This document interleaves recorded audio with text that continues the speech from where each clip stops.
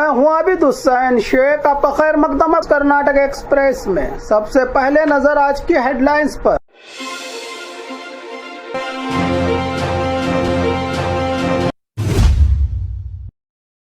NEET paper leak पर youth Congress का cycle मार्च।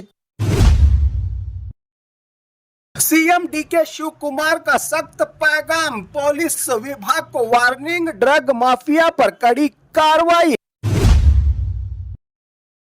सुरों की मलिका एस जानकी का निधन, 20 से ज्यादा भाषाओं में 50,000 से ज्यादा गीत गाकर छोड़ गई अमर विरासत। आरएसएस पर प्रियंक खरगे का तेज हमला, बीजेपी का पलटवार, कर्नाटका की राजनीति हुई फिर गर्म। बीजापुर पुलिस का सख्त एक्शन, पब्लिक प्लेस पर शराब पीने वालों को कड़ी चेतावनी। मास्क पहनकर बीएमटीसी बस में चढ़ गए मिनिस्टर, कंडक्टर ने पहचाना नहीं, फिर हुआ रियलिटी चेक। सरकारी कर्मचारियों की सीएम डीके शिव कुमार से बड़ी मांग, गारंटी नहीं, हमें पुरानी पेंशन चाहिए। 397 किलो कीमती चंदन की लकड़ियां जब्त, स्मगलर्स में मचा हड़कंप। भीमा तट में फिर बहा खून, हलसंगी क्रॉस पर मामूली विवाद बना कत्ल की वजह। खबरें विस्तार से।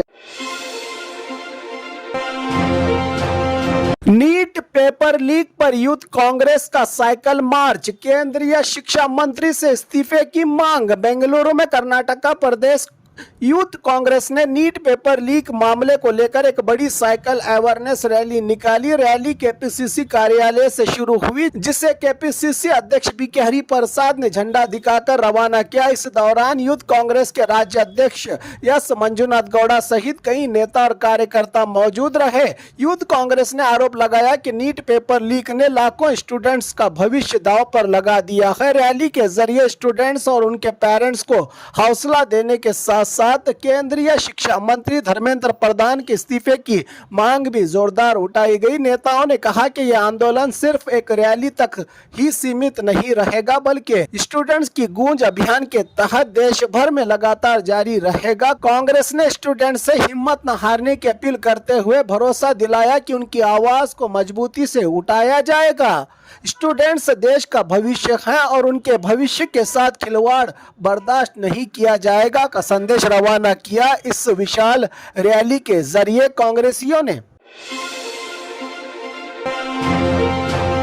सीएम डीके शिव कुमार का सख्त पैगाम, पुलिस विभाग को वार्निंग, ड्रग माफिया पर कड़ी कार्रवाई। बेंगलुरु से बड़ी खबर, कर्नाटका के सीएम डीके शिव कुमार ने पुलिस कर्मचारियों को सख्त चेतावनी देते हुए कहा कि गैर कानूनी काम या क्रिमिनल एक्टिविटीज में शामिल पाए गए किसी भी पुलिस अधिकारी को बख्शा नहीं जाएगा। सीएम ने 32 मोबाइल फोरेंसिक वैन्स और 75 बुलेरो गाड़ियां पुलिस विभाग को समर्पित की। उन्होंने बताया कि कर्नाटका पुलिस ने एक साल में 375 करोड़ रुपयों के ड्रग्स जब्त कर 500 ड्रग पेडलर्स को गिरफ्तार किया है। इस बड़ी सफलता पर पुलिस टीम को 10 लाख रुपए का इनाम देने का ऐलान करते हुए शाबाशी दी। सीएम डीके शिव कुमार ने राम मंदिर डोनेशन चोरी मामले के बाद सीएम ने मंदिरों की दान पेटी खोलने, पैसे गिनने और बैंक में जमा करने की पूरी प्रक्रिया की वीडियो रिकॉर्डिंग कंपलसरी करने का भी ऐलान किया। साथ ही उन्होंने कहा कि पुलिस भर्ती सिर्फ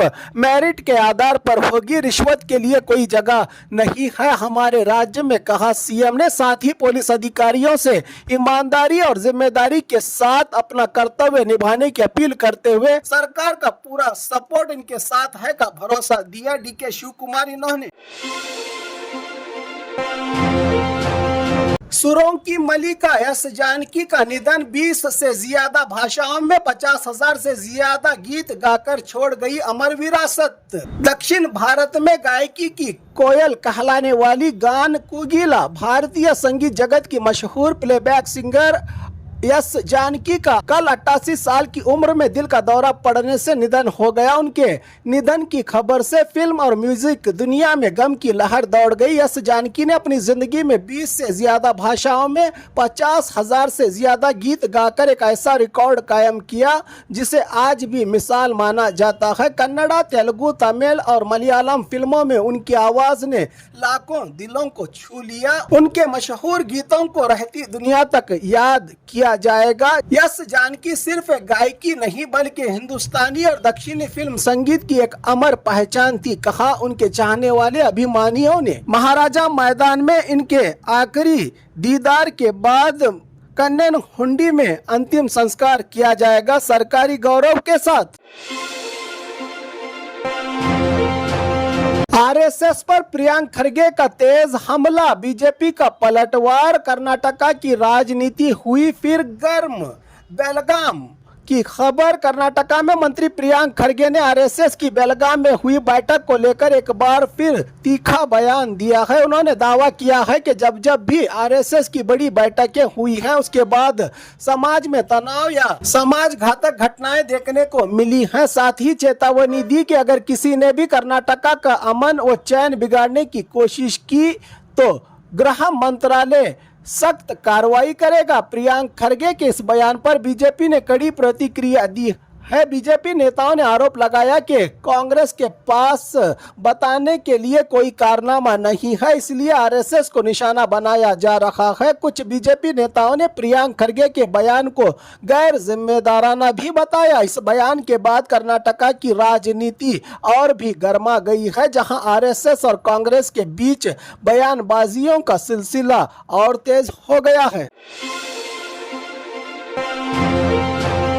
बीजापुर पुलिस का सख्त एक्शन, पब्लिक प्लेस पर शराब पीने वालों को कड़ी चेतावनी। बीजापुर शहर में पब्लिक प्लेस पर शराब पीने वालों के खिलाफ गांधी चौक पुलिस ने जबरदस्त एक्शन लिया। सीपीआई प्रदीप तलकेरी की नेतृत्व में पुलिस टीम ने खुलेआम शराब पीने वालों को पकड़कर सख्त चेतावनी दी। पुलिस ने फटकार लगाते हुए कहा, घर में बीवी बच्चे हैं फिर भी सड़क पर बैठकर शराब पीते हो, इससे आम लोगों को परेशानियां होती हैं और झगड़े बढ़ते हैं। झगड़े जानलेवा भी बन सकते हैं। पुलिस ने साफ कर दिया है कि पब्लिक प्लेस पर शराब पीने और कानून तोड़ने वालों के खिलाफ लगातार सख्त कानूनी कार्रवाई की जाएगी। बीजापुर पुलिस की इस मुहिम को शहर के लोगों ने भी सराहना की और इसे कानून व्यवस्था के लिए जरूरी कदम बताया।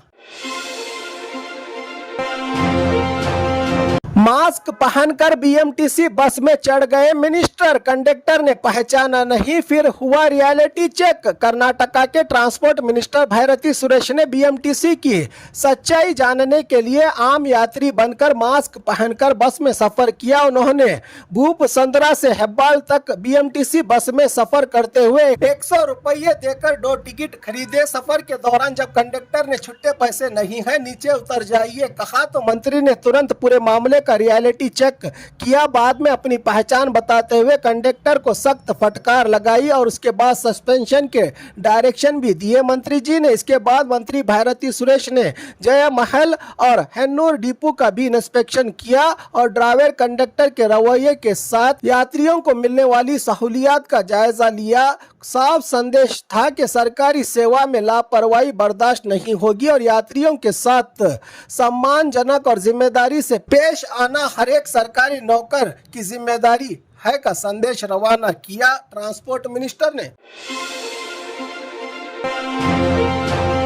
सरकारी कर्मचारियों की सीएम डीके शिव कुमार से बड़ी मांग, गारंटी नहीं हमें पुरानी पेंशन चाहिए की डिमांड। कर्नाटका में सरकारी कर्मचारियों ने सीएम डीके शिव कुमार के सामने बड़ी मांग रखते हुए कहा है कि गारंटी योजनाओं की जरूरत नहीं, हमें ओल्ड पेंशन स्कीम ओपीएस और केंद्र के बराबर सैलरी सिस्टम दी जानी चाहिए। राज्य में कर्मचारी संघ के अध्यक्ष षडक्षरी ने कहा कि अगर सरकार ओपीएस लागू करती है तो राज्य के लाखों कर्मचारी सीएम का सम्मान करेंगे। उनका कहना था कि एनपीएस से रिटायरमेंट के बाद पूरी सुरक्षा नहीं मिलती एम्प्लॉयज को, इसलिए पुरानी पेंशन बहाल की जाए। इस पर सीएम डीके शिव कुमार ने तुरंत वादा तो नहीं किया, लेकिन भरोसा दिलाया है कि कमेटी की रिपोर्ट आने के बाद कैबिनेट में इस मामले पर चर्चा होगी और कर्मचारियों से बात करके फैसला लिया जाएगा। अब सबकी नजरें सरकार के अगले कदम पर हैं। क्या कर्नाटका में ओपीएस की वापसी होगी या नहीं, इसका फैसला आने वाले दिनों में साफ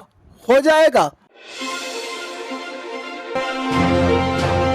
397 किलो कीमती चंदन की लकड़ियां जब्त, स्मगलर्स में मचा हड़कंप। बागलकोट में फॉरेस्ट विभाग और पुलिस की बड़ी कार्रवाई में 397 किलो कीमती चंदन सैंडल वुड की लकड़ी जब्त की गई है। इस कार्रवाई से चंदन स्मगलर्स के नेटवर्क को बड़ा झटका लगा है। जब्त की गई चंदन की लकड़ी की कीमत लाखों रुपए बताई जा रही है। मामले में पुलिस और फॉरेस्ट विभाग मिलकर स्मगलर्स के पूरे नेटवर्क की जांच कर रहा है। अधिकारियों का कहना है कि इस रैकेट से जुड़े लोगों की पहचान करके सख्त कार्रवाई की जाएगी। बागलकोट की इस बड़ी कार्रवाई ने एक बार फिर साबित कर दिया है कि चंदन तस्करी के खिलाफ अभियान और भी तेज कर दिया गया है। भीमा तट में फिर बहा खून, हलसंगी क्रॉस पर मामूली विवाद बना कत्ल की वजह। बीजापुर जिला चड़चान तालुका के भीमातीर इलाके में एक बार फिर खूनी वारदात से सनसनी फैल गई है। चड़चान तालुका के हलसंगी क्रॉस के पास मामूली बात पर शुरू हुआ झगड़ा देखते ही देखते हिंसा में बदल गया, जिसमें 35 साल के एक व्यक्ति की मौत हो गई। जानकारी के मुताबिक बातचीत के दौरान हुआ विवाद अचानक मारपीट में तब्दील हो गया। घटना की खबर मिलते ही झड़की पुलिस मौके पर पहुंची। लाश को पोस्टमार्टम के लिए भेजा गया है। मामला दर्ज कर जांच शुरू कर दी है पुलिस अब इस खूनी झगड़े की असल वजह और इसमें शामिल लोगों की भूमिका की जांच कर रही है। इस वारदात के बाद भीमा तट के इलाके में फिर खौफ का माहौल छा गया है। सवाल ये उठ रहा है कि आखिर इस इलाके में खूनी झगड़ों का सिलसिला कब रुकेगा और कानून का डर कब नजर आएगा समाज में। अब इस कत्ल की सच्चाई तो पुलिस के जांच के बाद ही सामने आएगी।